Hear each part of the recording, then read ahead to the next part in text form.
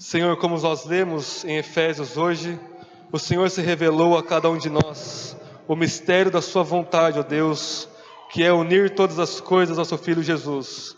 E o Senhor faz essa união através da pregação poderosa da sua palavra, ó Deus. E neste momento nós rogamos que os nossos corações estejam unidos profundamente ao seu Filho Jesus, ao seu Espírito e à sua palavra, e que a sua palavra, Deus, seja como uma espada de dois gumes e penetre no mais profundo, nas câmaras mais escondidas da nossa alma e do nosso coração, ó Deus, e transforme e expurgue os pecados de lá de dentro, ó Deus, e limpe com o poder purificador da sua palavra pelo seu Espírito. Abençoe, ó Deus, o pregador com o seu poder, para que ele proclame com fidelidade e com poder transformador a sua palavra, e abençoe a nós, queremos ouvi-lo, ó Deus, que não sejamos meros espectadores, que não sejamos meros ouvintes passivos, mas que nós sejamos ativos e intencionais no ouvir a sua palavra, que a nossa audição seja misturada com fé e com arrependimento, e que o nosso coração seja direcionado a Cristo Jesus, para a glória de Deus Pai, através do Espírito. É isso que nós oramos, ó Deus, em nome de Jesus, amém. Irmãos, graças e paz a todos, amém? Convido você a abrir sua Bíblia comigo em Hebreus capítulo 13.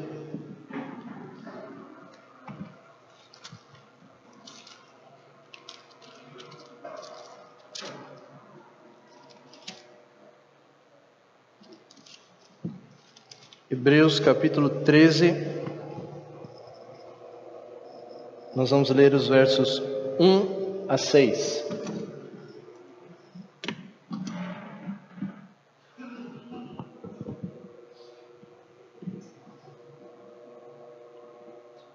Hoje nós vamos meditar sobre a fraternidade cristã.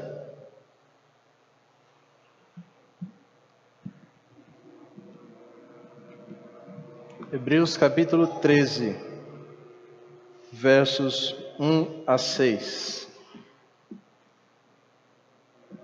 Diz assim: permaneça o amor fraternal, não negligenciem a hospitalidade, pois alguns, praticando-a, sem o saber, acolheram anjos.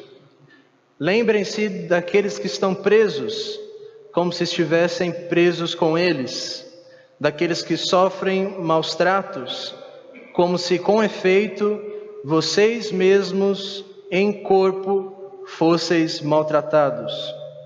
Seja digno de honra entre todos o matrimônio, bem como o leito sem mácula, pois Deus irá julgar os impuros e os adúlteros.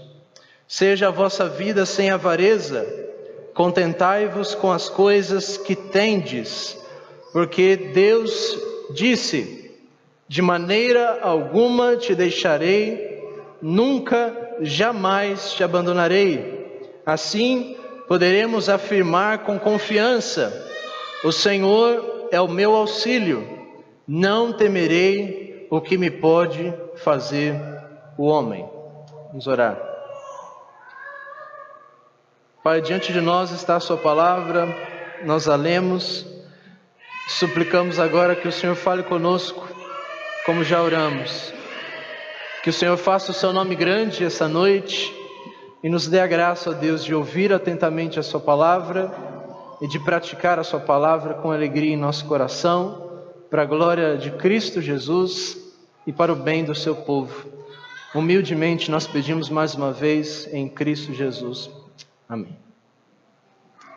Então, irmãos, nós vamos meditar no que esse texto nos fala sobre a fraternidade cristã. Os irmãos que me conhecem e conhecem um pouco mais de perto a minha família sabem que o meu irmão Patrick, ele veio para a igreja um pouco tempo depois que eu vi.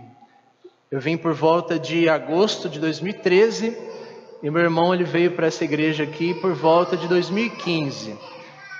Eu e ele, nós já íamos na igreja desde pequenos, fomos criados na escola bíblica dominical, criados em culto de doutrina, como se chama, pelo menos eu acredito que ainda se chama assim em algumas igrejas. Crescemos dentro da igreja, nossa família cresceu dentro da igreja, crescemos em casa com pais maravilhosos, não tínhamos aquela imensa condição, mas nós vivíamos bem desde pequeno, graças a Deus, com uma excelente educação. Mas mesmo assim, irmãos, eu confesso para vocês que nunca tive tanta proximidade com meu irmão. Às vezes que eu me lembro da nossa infância, era ele sendo muito paciente comigo, eu azucrinando bastante a mente dele, o corpo dele. Eu me lembro que com 7 anos de idade eu já gostava de praticar algumas lutas, lembrando aqui um pouco do exemplo do Ney, e era eu que batia no meu irmão com 3 anos mais velho do que eu. Talvez o momento que nós vivemos mais próximo um do outro foi quando o Patrick começou a repetir de ano e começou a se aproximar de mim no seu ano escolar. E aí quando faltava um ano para a gente estudar na mesma sala, ele conseguiu passar e terminou aí o ensino médio. Mudamos para a mesma escola, mas eu confesso, irmãos, nós nunca fomos muito próximos. Nós crescemos em casa, mesmo sangue, mas nós não tínhamos muito o que compartilhar de igual. Talvez nós gostávamos dos mesmos jogos de videogame, nós crescemos em centro, então nós não sabemos o que é pipa, nós não sabemos o que é jogar bola com pé descalço na pedra, nós sempre jogávamos em quadra na escola, então nós não tivemos a honra que muitos de vocês tiveram dessa infância padrão, né? Essa infância que muitos dizem que é a infância feliz.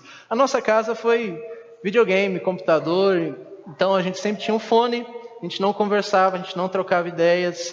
Chegou um momento que ele estudava de manhã, eu estudava à tarde, a gente nunca trabalhou no mesmo período de trabalho, então a gente nunca teve muita afinidade nesse sentido.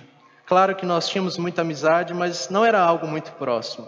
E ao ler esse texto aqui, eu pude me lembrar muito disso. E pude me lembrar que o meu relacionamento com o meu irmão, ele começou a ter de fato um relacionamento de irmandade a partir do momento que nós dois começamos a confessar de fato a Cristo. E foi incrível, irmãos. É uma das grandes alegrias da minha vida poder saber que o meu irmão está em Cristo Jesus e que além da semelhança e do fato de sermos em sangue irmãos, nós somos irmãos em Cristo. Eu confesso para os irmãos que o nosso relacionamento é totalmente outro. Até a minha mãe ficou mais enciumada, meu pai começou a estranhar que as brigas acabaram, porque a gente começou a ter de fato em comunhão aquilo que é mais importante, Cristo Jesus. Então isso começou lá para o ano de 2015, então nós temos aí essa irmandade ainda recente, mas que tem sido maravilhoso. E eu sei que muitos irmãos aqui, irmãs, oram até hoje para que familiares sejam convertidos. E como é difícil, né, irmãos?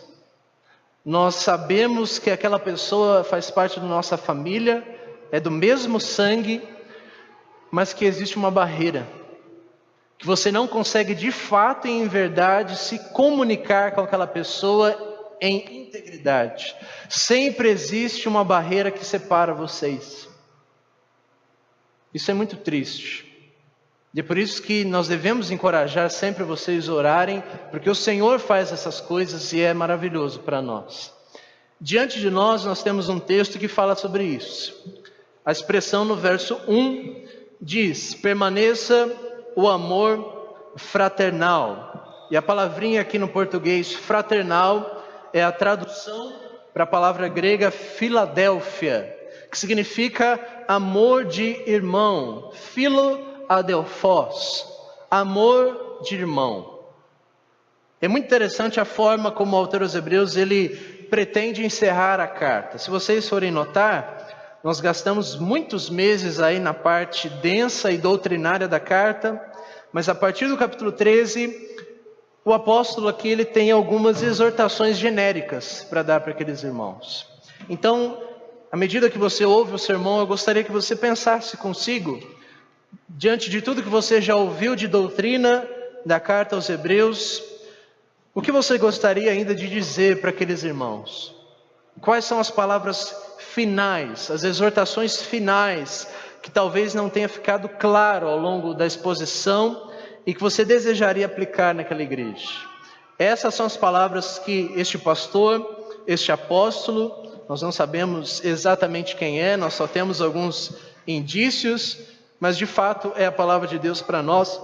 E ele vai falar um pouquinho sobre fraternidade. Então, se os irmãos me permitem, eu gostaria que nós discorrêssemos nesses 6 versículos e alguns outros textos bíblicos para isso. Primeiramente, eu gostaria que vocês abrissem comigo no Evangelho segundo o apóstolo João, no capítulo de número 1.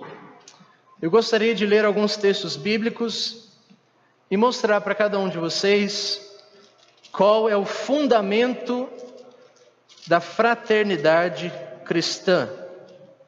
Como é que homens, mulheres, crianças, brancos, negros, pobres, ricos, podem se dizer irmãos uns dos outros, e qual é o fundamento bíblico para isso.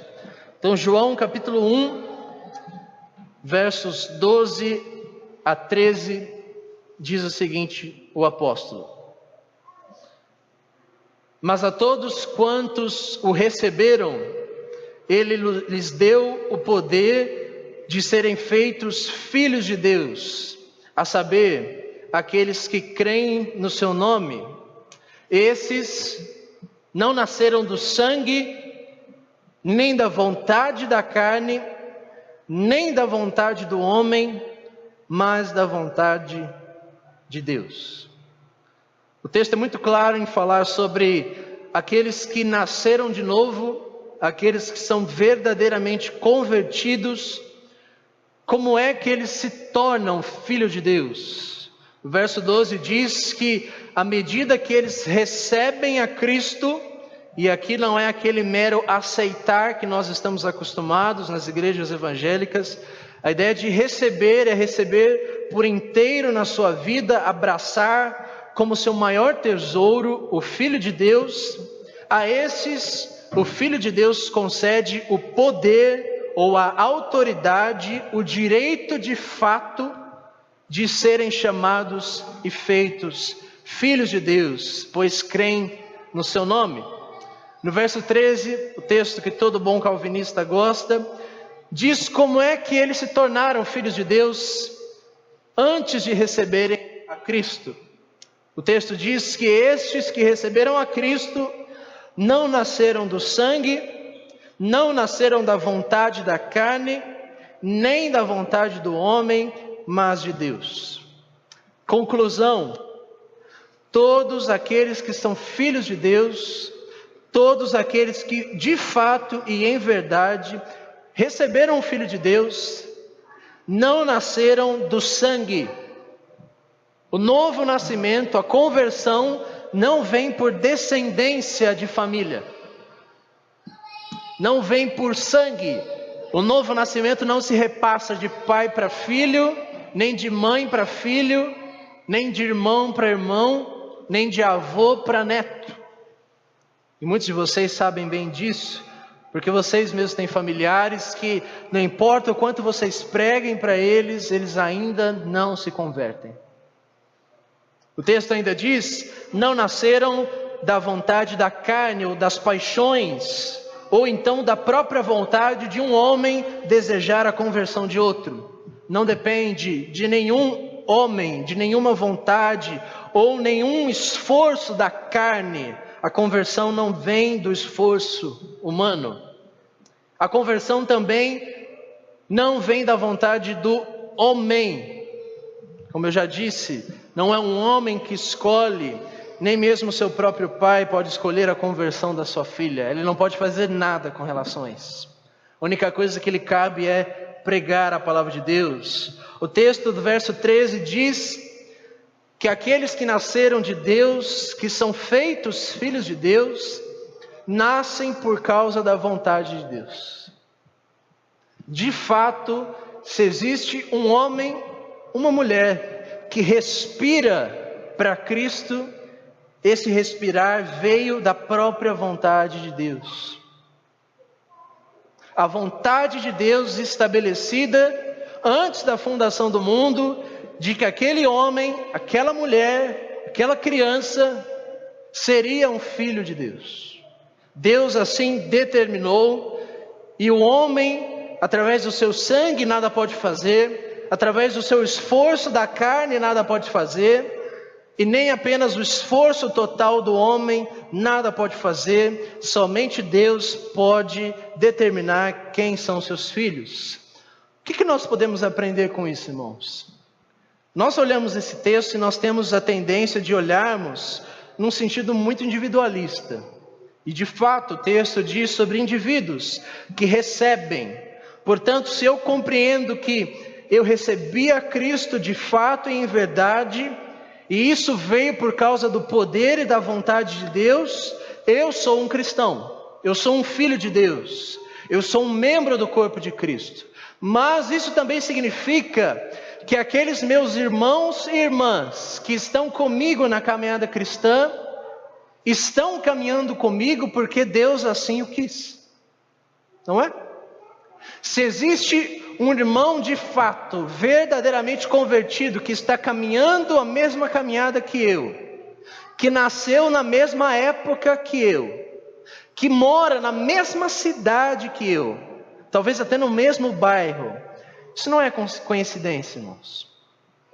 Deus assim determinou e foi da sua vontade que Vitor, Rafael, Everton, Altino, Eurípides, Marcos, todos nós estivéssemos aqui, em novembro de 2018, em Indaiatuba, neste salão, com esta idade e com essa confissão de fé.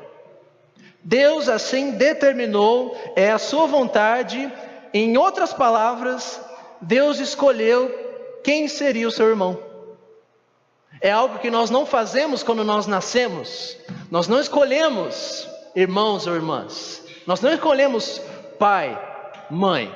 Mas Deus escolhe quem é o nosso pai, quem é a nossa mãe, quem são os nossos irmãos em carne e sangue. Mas Ele também determina e escolhe quem são os nossos irmãos espirituais. Ele quis de fato e em verdade que vocês estivessem aqui hoje. E que nós estivéssemos caminhando esse mesmo trajeto. Nós não somos cristãos avulsos, soltos aqui em Indaiatuba. Deus escolheu irmãos e irmãs específicos para caminharem conosco. Então o primeiro fundamento, irmãos, doutrinário da fraternidade cristã, da irmandade cristã, eu não gosto muito desse termo porque hoje ele é deturpado por algumas pseudo-igrejas ou seitas, irmandade, quem lê ou ouve entenda. Mas o primeiro fundamento da doutrina da fraternidade cristã é essa: Deus escolhe quem serão irmãos e irmãs de fé nossos. De fato, isso aconteceu com o próprio Senhor Jesus Cristo, e eu gostaria que você abrisse comigo no Evangelho segundo Marcos, capítulo de número 3, por favor.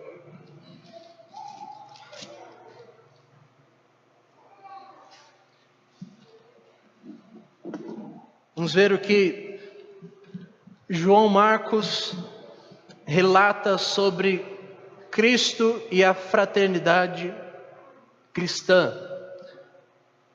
Marcos capítulo 3, versos 31 ao 35, disse assim: Neste momento chegaram a Jesus, a sua mãe e os seus irmãos, e ficando eles do lado de fora, mandaram chamá-lo. Muita gente estava sentada lá dentro ao redor de Jesus e disseram então a ele: Olha, a sua mãe, os seus irmãos e as suas irmãs estão lá fora à tua procura. Jesus então respondeu dizendo: Quem é a minha mãe? Quem são os meus irmãos? E correu Jesus o olhar por todos aqueles que estavam assentados ao seu redor e disse: Eis aqui a minha mãe e os meus irmãos. Qualquer que faz a vontade de Deus, esse é meu irmão, a minha irmã e a minha mãe. Muito interessante, né? O próprio Cristo disse de Maria, de Tiago e de tantos outros irmãos e irmãs que Jesus teve por descendência sanguínea de Maria: De fato, os meus irmãos, as minhas irmãs e até mesmo a minha mãe são aqueles que fazem a vontade de Deus, dando uma lição muito grande para aquelas pessoas, especialmente para a sua família. Se nós pensarmos que muitos dos seus irmãos, segundo nos relata os evangelhos, não criam em Jesus. Eles passaram a crer em Cristo a partir da sua ressurreição e ascensão, e de fato, a epístola de Tiago no Novo Testamento foi escrita pelo seu próprio irmão, meio-irmão de Jesus, e é muito interessante a forma como Tiago escreve a sua carta. Ele não diz, Tiago, apóstolo de Jesus, o meu irmão. Ele diz, Tiago, apóstolo de Jesus, o Senhor da glória. Interessante, né? Irmãos, este texto seria fundamento suficiente para nós entendermos o que a palavra de Deus de fato nos diz sobre família e fraternidade. E nós, como bons brasileiros, nós apreciamos muito as nossas famílias. De fato, muitos de vocês, provavelmente até os dias de hoje, como eu, têm aquele fatídico e cotidiano almoço ou jantar de domingo com sua família.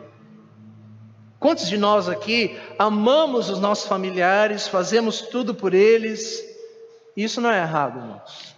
Mas eu gostaria que você olhasse agora para a palavra de Deus, para um pensamento um pouco mais maduro sobre o que a Bíblia diz sobre família ou sobre fraternidade cristã. Vamos ver um segundo fundamento. O primeiro fundamento é a vontade de Deus. O segundo fundamento é o sangue de Cristo. Para isso eu gostaria que você abrisse comigo em João, novamente, capítulo de número 11.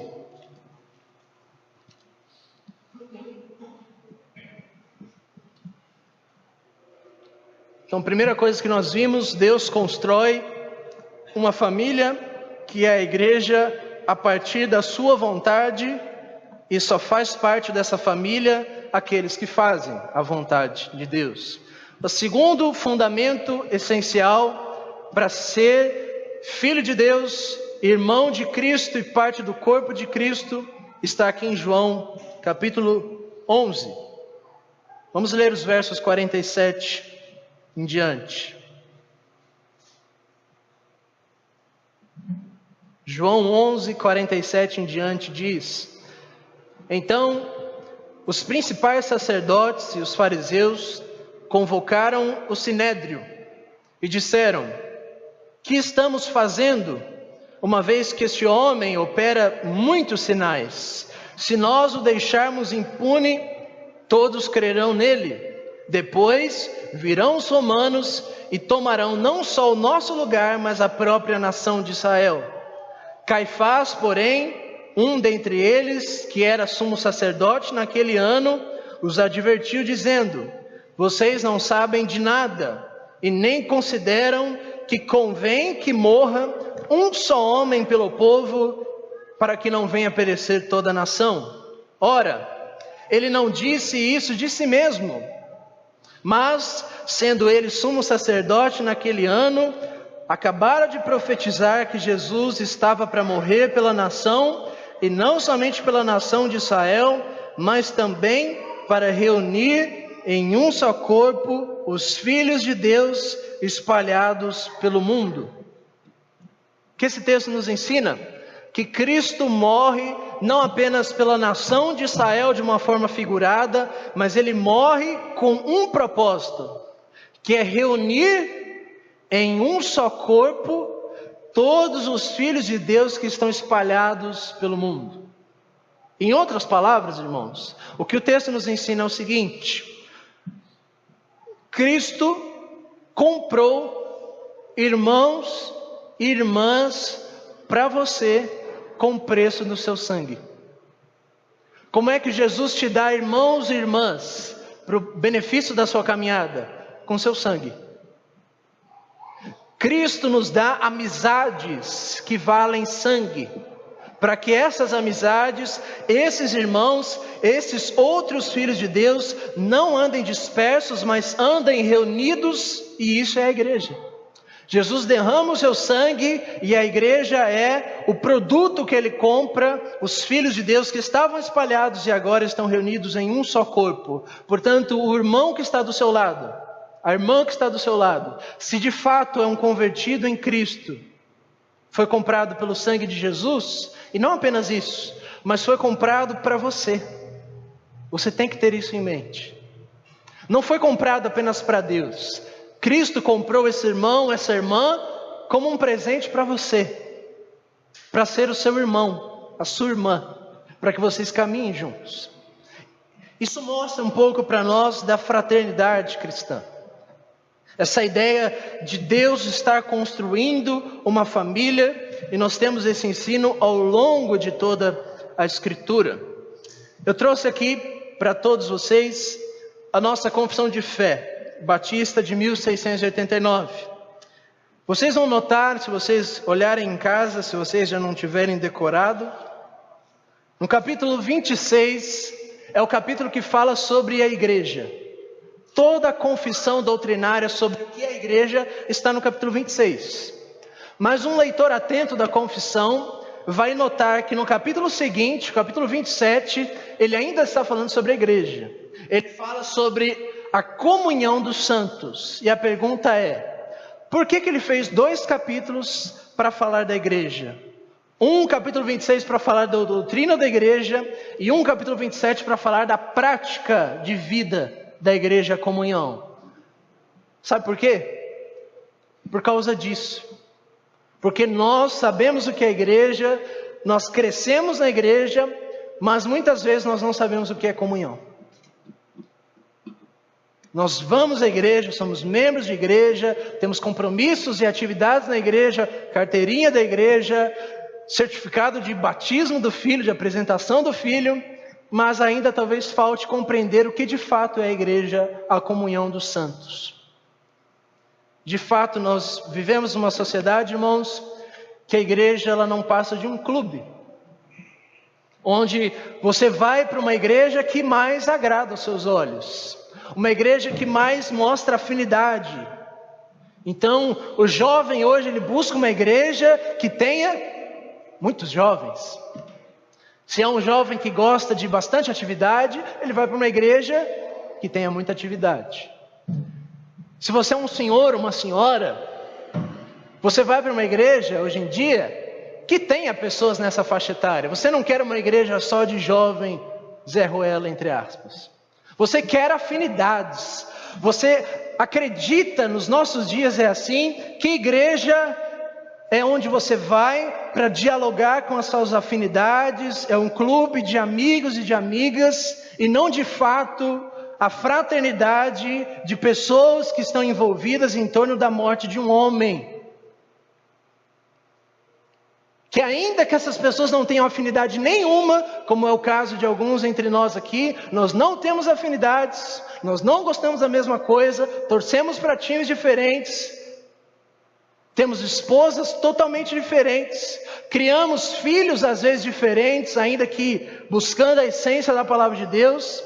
Mesmo com desafinidades, nós temos a coisa que é mais principal em comum, Cristo.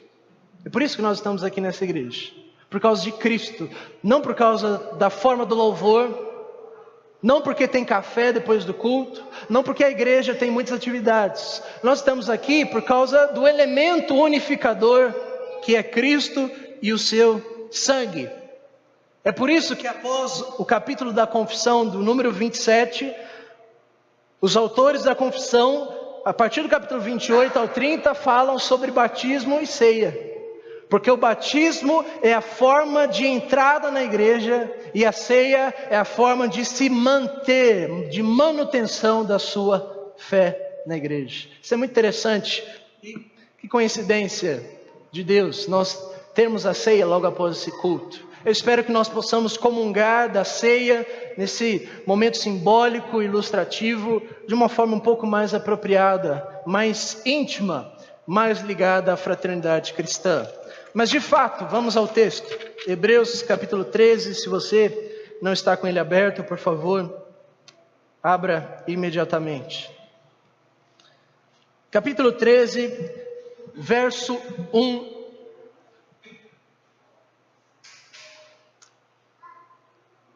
Diz assim o autor: permaneça o amor fraternal, não negligenciem a hospitalidade, pois alguns, praticando-a sem saber, acolheram anjos. Lembrai-vos daqueles que estão presos, como se vocês estivessem presos com eles, daqueles que sofrem maus tratos, como se com efeito vocês mesmos em pessoa estivessem sendo maltratados. Considerem digno de elevada honra o matrimônio, bem como o leito sem mácula, porque Deus irá julgar os impuros e os adúlteros. Seja a vossa vida sem avareza, pelo contrário, contentai-vos com as coisas que vocês já têm, porque Deus disse: de maneira alguma te deixarei, nunca jamais te abandonarei. Assim poderão dizer com confiança: o Senhor é o meu auxílio, não temerei o que me possa fazer o homem. O que a fraternidade cristã tem a ver com esse texto e com este contexto, irmãos? É preciso lembrar, como sempre nós fazemos, o contexto aqui dessa epístola. Esta igreja que recebe essa carta não é uma igreja como a nossa. É uma igreja de irmãos e irmãs perseguidos por causa da sua fé em Cristo. Perseguidos tanto por judeus, os seus irmãos de sangue, quanto pelos romanos. Como nós já dizemos, é uma igreja que sofreu muitas coisas, perseguição, bens foram roubados, morte de familiares, provavelmente, certamente, perda de emprego, perda de bens materiais, perda de sua própria saúde, perda da sua liberdade, alguns estão encarcerados, enfim. É muito interessante que o autor aos Hebreus, após relatar essa longa doutrina, ou como ele gosta de chamar, resumida doutrina, no capítulo 13, ele vai dar algumas considerações finais, algumas exortações práticas. A primeira coisa que ele quer dizer para aqueles irmãos é o seguinte: vocês devem fazer com que o amor fraternal permaneça. E a grande pergunta é: por quê? Qual é a situação para que eles façam com que o amor fraternal permaneça? A primeira coisa que ele fala de amor fraternal, ele vai explicar o que é amor fraternal. No verso 2 ele fala sobre a hospitalidade. Não negligencie a hospitalidade, porque alguns, praticando-a sem saber, acolheram anjos. E aqui ele faz um eco ao episódio de Abraão, quando ele recebe aqueles 3 homens que eram anjos e a pessoa do próprio Deus com ele. Abraão, sem saber, acolhendo e hospedando aqueles 3 homens, sem saber, estava acolhendo o próprio Deus em sua casa. Eu cresci ouvindo minha mãe falando isso. Ela falou assim: quando você vê um mendigo, não deixe de, ainda que você não contribua financeiramente, dar um alimento, dar uma palavra amiga. Eu falava: por quê, mãe? Ela falou assim: porque pode ser Deus. Eu falei: sério, mãe? Ela falou: pode ser Deus. Irmãos, nós não sabemos de fato se Deus ainda faz isso hoje, mas o princípio permanece. Como que esses irmãos receberam essas palavras? É isso que eu gostaria que a gente meditasse essa noite. Irmãos, nós temos que entender que por causa da fé, muitos desses irmãos aqui já não tinham onde morar.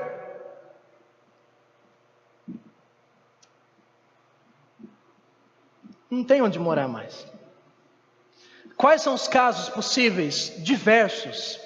Alguns perderam o emprego. Como é que vai sustentar o aluguel? Como é que vai comprar uma tenda? Alguns filhos perderam os pais. Vai morar onde? Vai sustentar a casa como?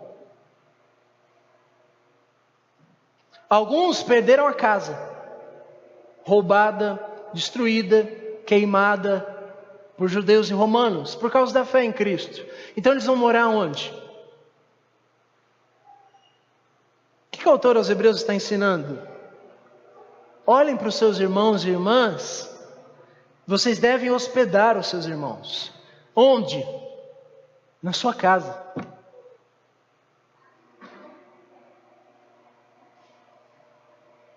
Pensou se isso acontecesse hoje? Quantos irmãos aqui talvez estão com necessidades financeiras no nosso meio? Endividados. Seja por conta de passados antes da fé cristã, seja por conta de pecados atuais, no mau uso do dinheiro. Deixaram de ser filhos de Deus por causa desse pecado. O que a igreja deve fazer? Irmão, nós vamos orar por você. Ok, mas a gente quer mais. Orar não é suficiente. Vocês devem hospedar esse irmão. Automaticamente, irmãos, eu penso no meu caso. Porque se vocês conhecem minha casa, vocês sabem que o meu apartamento mal cabe eu e a Sabrina e agora a Catarina. O cachorro que tinha lá a gente já mandou para Salto, porque já não cabe mais. Mas o que a gente faz? Se existe um irmão na nossa igreja que precisa, não é questão de luxo, ele precisa de um local para se hospedar, porque a família o deixou, os pais o abandonaram, está sem emprego, está sem condições, ele vai morar onde? A gente vai deixar ele morar num bordel, no meio de pecado? Ou nós, como cristãos, vamos abraçar esse irmão? Pense o quanto você, como um casal, homem e mulher, perderia. Eu perderia muito com a Sabrina. Eu perderia toda a minha privacidade, irmãos. Me desculpe o vídeo gravando, mas quando a Sabrina ficou grávida e teve a Catarina, por 15 dias a minha sogra ficou em casa. Irmãos, foi difícil. Não é fácil. 15 dias, eu sabia que ia ser 15 dias. Não é igual um caso de você hospedar um irmão, que você não sabe quantos anos ele vai ficar. São 15 dias. Cristã, temente a Deus, mas é difícil. Você perde a sua privacidade. Você perde os seus direitos. As coisinhas que você gosta de fazer, você não tem mais. Por quê? Porque você está abrindo mão da sua vida, você está negando a si mesmo em prol de amar o seu irmão mais do que você ama a si mesmo. Isso não é fé cristã? Agora, irmãos, eu acredito, pelo menos até onde eu sei, que talvez ainda não chegou a esse ponto no nosso meio. Nenhum irmão de fato que precisa de se hospedar em nossa casa. Mas a hospitalidade não é apenas isso. Hospitalidade significa você amar o estrangeiro. É isso que a palavra em grego significa. Você abraçar aquele que está fora. Não quer dizer simplesmente o venezuelano. Não é simplesmente o boliviano que veio para o Brasil. É amar aquele que não é você. É hospedá-lo em sua casa. É tratá-lo com hospitalidade. Irmão, nós temos aqui exemplos na nossa igreja de irmãos hospitaleiros de fato. Como um dom em Cristo Jesus. Mas será que todos nós não precisamos ser assim? A pergunta é: quanto tempo e quanto de dinheiro você gasta para amar o seu irmão e a sua irmã? Quando o autor aos Hebreus diz no verso 1, permaneça o amor fraternal entre vocês cristãos, ele não está querendo dizer que basta tomar um cafezinho com o seu irmão ou se encontrar com ele 2 vezes na semana. Isso não te faz um cristão e não faz dele o seu irmão. Amor fraternal é mais do que isso, muito mais. E nesse quesito, algumas sociedades secretas têm ganhado da igreja cristã. Porque a igreja cristã, pelo menos no nosso caso aqui, nós podemos confessar o quanto nós negligenciamos a hospitalidade. O quanto às vezes as tulipas acham que são irmãs e amigas porque se reúnem 1 vez no mês. Será que isso é suficiente para ser cristão e viver a vida cristã? Os homens, da mesma forma, se reúnem apenas uma só vez. Alguns se encontram aqui no culto, conversam 10 minutos a cada domingo. Isso é fraternidade, isso é irmandade, isso é compartilhar a mesma fé, o mesmo amor. Lembre-se sempre desse contexto. Eram irmãos que perderam emprego, perderam seus momentos de lazer. A única coisa que sobrou foi Cristo e a igreja. Eles só tinham isso para viver. E será que isso não é suficiente? Amar mais o seu irmão do que a você mesmo e do que até a sua própria família. Não negligenciem a hospitalidade, pois alguns, praticando-a sem saber, acolheram anjos. E eu ainda costumo dizer que se você hospeda, não apenas no sentido de acolher em casa, mas de ser hospitaleiro com seu irmão, de abrir a porta da sua casa, você está acolhendo alguém maior do que um anjo, que é o seu irmão. Por quê? Porque Jesus não verteu sangue por anjo, Ele verteu sangue pelo seu irmão e a sua irmã. Vale mais do que abrigar um anjo. E quantos de nós aqui amaríamos receber um anjo em casa, né? Uma experiência única, diferente. Não negligenciem a hospitalidade. Lembrem-se sempre que a fé cristã dá a conversão, e junto da conversão vem um pacote com uma chave para você abrir a sua casa, abrir a sua vidinha particular e compartilhar a sua vida particular com seus irmãos. Acabou a sua vida particular. Verso 3: lembrai-vos daqueles que estão presos, como se vocês estivessem presos com eles, daqueles que sofrem maus tratos, como se de fato vocês mesmos no seu corpo estivessem sendo maltratados. A ideia aqui de lembrar não é apenas você estar na sua casa ou no seu trabalho, e aí quando o irmão te manda uma mensagem no WhatsApp pedindo oração por cirurgia, por qualquer outra coisa, você se lembra desse irmão. E aí não se lembra mais dele a sua vida toda. Lembrar-se aqui é o mesmo conceito da lembrança da ceia. Fazei isso em memória de mim, como se isso estivesse de fato acontecendo, como se você estivesse sendo teletransportado para o Calvário. Assim você deve se lembrar dos seus irmãos, e o texto deixa isso muito claro, porque diz: quando vocês se lembrarem dos sofrimentos dos seus irmãos, não apenas lembrem-se na mente, mas lembrem-se de tal forma como se vocês mesmos estivessem sofrendo no seu corpo. Agora a pergunta é a seguinte: quando o seu irmão sofre, você sofre? Quando um pequeno dedo do corpo se machuca, o corpo sente? Sente. Quando o seu irmão está padecendo sofrimento, perseguição, pecados, depressão, angústias, familiares ímpios no emprego, patrões miseráveis, sua casa não coopera para a sua vida cristã, etc, etc. Familiares que estão longe, maridos ruins, esposas horríveis, filhos indisciplinados. Será que o texto não está querendo dizer que nós temos que sentir a dor desses irmãos? E aqui o exemplo não é ilustrativo. Irmãos estavam de fato presos. É muito interessante que o apóstolo está dizendo o seguinte: por que vocês devem se lembrar desses irmãos? Porque aquele irmão está preso não porque ele falou alguma coisa errada no trabalho. Ele está preso não porque ele teve alguma conduta errada na sociedade. Ele está preso por causa da fé que você também proclama. Ou seja, você também deveria estar lá, preso. E você não está.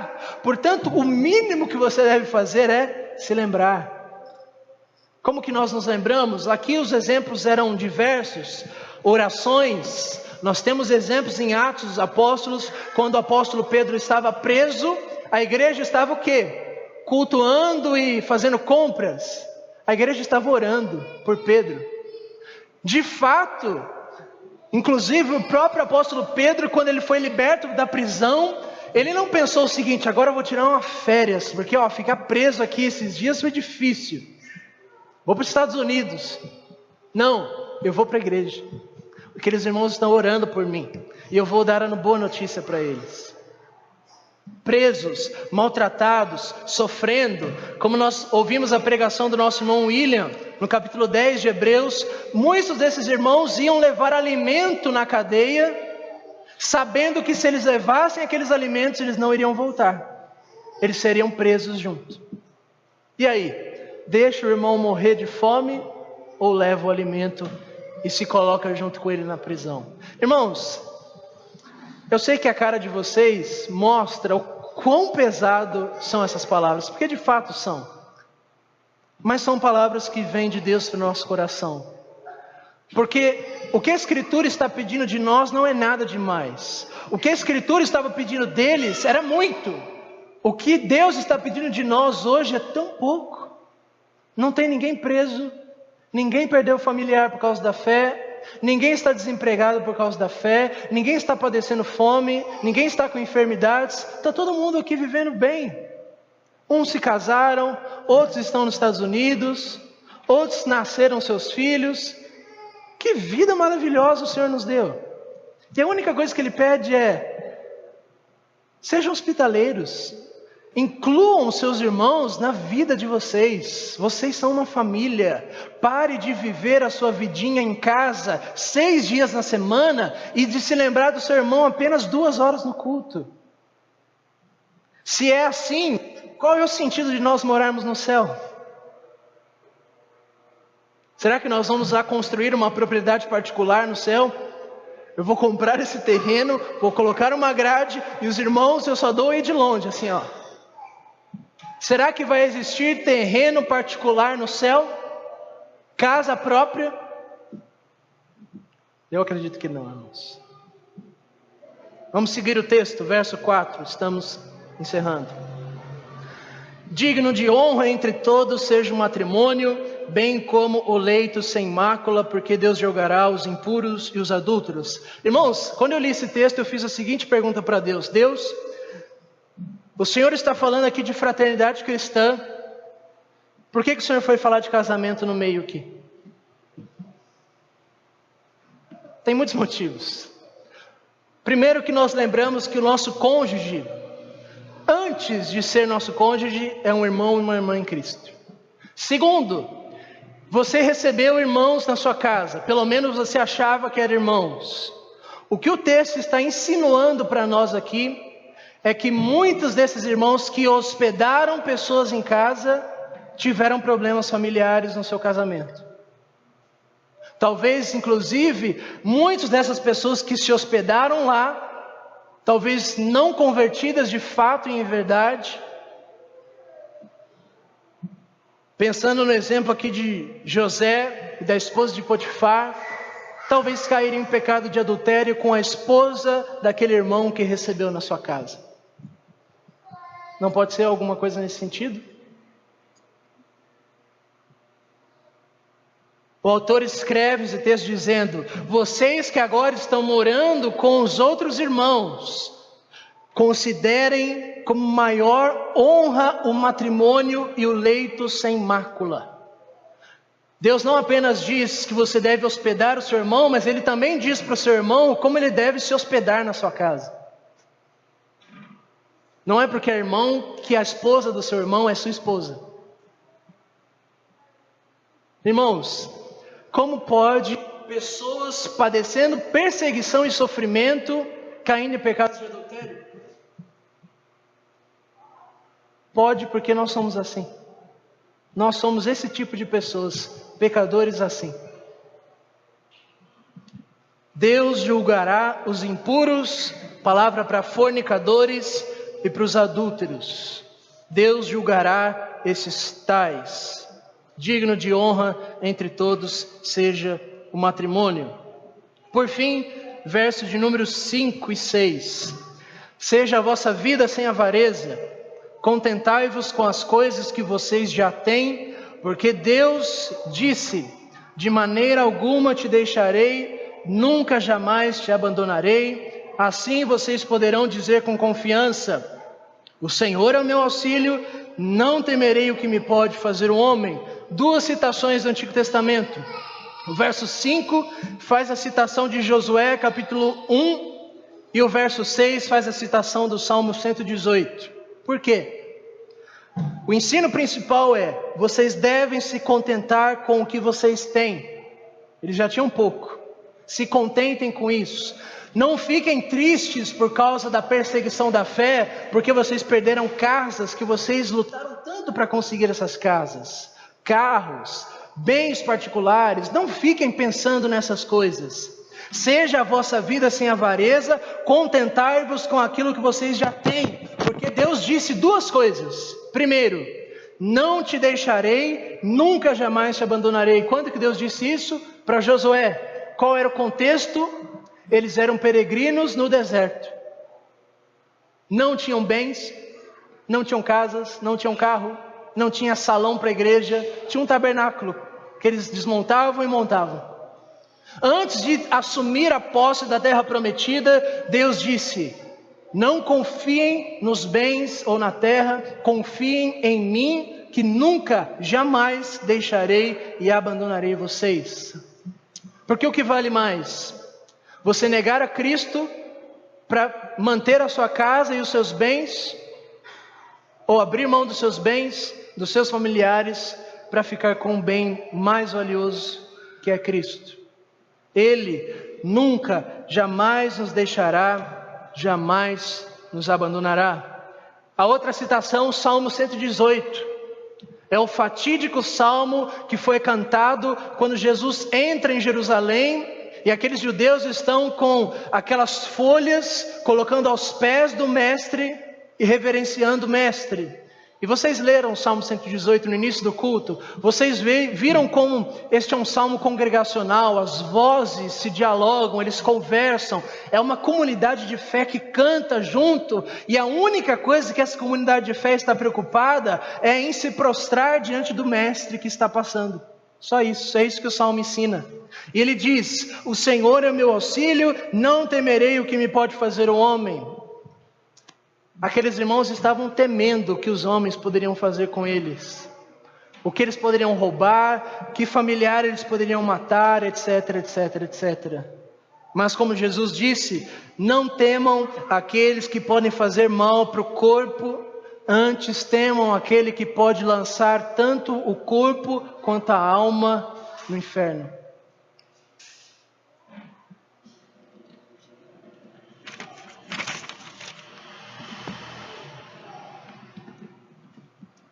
Meus irmãos, que assim seja no nosso meio. Nós temos diversas formas e oportunidades para vivermos a vida cristã juntos. Busque essas formas. Olhe para o irmão que está do seu lado, não agora, mas olhe para ele. Ele é um irmão pelo qual Jesus verteu sangue. Esse irmão vale mais do que a sua casa. Vale mais do que o combustível do seu carro. Vale mais do que o plano no celular que você coloca. O seu irmão vale mais do que os livros que você compra. O quanto você não poderia dar para o seu irmão? Aí você diz: mas Kaique, eu tenho tantos planos, eu tenho uma família. Ok, tudo isso passa, mas o seu irmão não passa. Aquele que faz a vontade de Deus jamais passará, diz o apóstolo João. O seu irmão, se você investir nele dinheiro, tempo, paciência de novo, paciência, você vai colher e ele vai colher. A sua casa, você morre, a sua casa fica. O seu irmão, ele vai. Olhe para o irmão, para a sua irmã, e busque em Deus, em oração, formas de como você pode ter mais comunhão com Ele. Como você pode impulsioná-lo na fé cristã. A ceia é este grande exemplo de como isso pode ser feito. Jesus verteu sangue e o que Ele faz? Ele convida as pessoas para sentar com Ele na mesa. Para comer e beber do seu próprio sangue. Façam isso através de cultos domésticos. Façamos isso no Réveillon.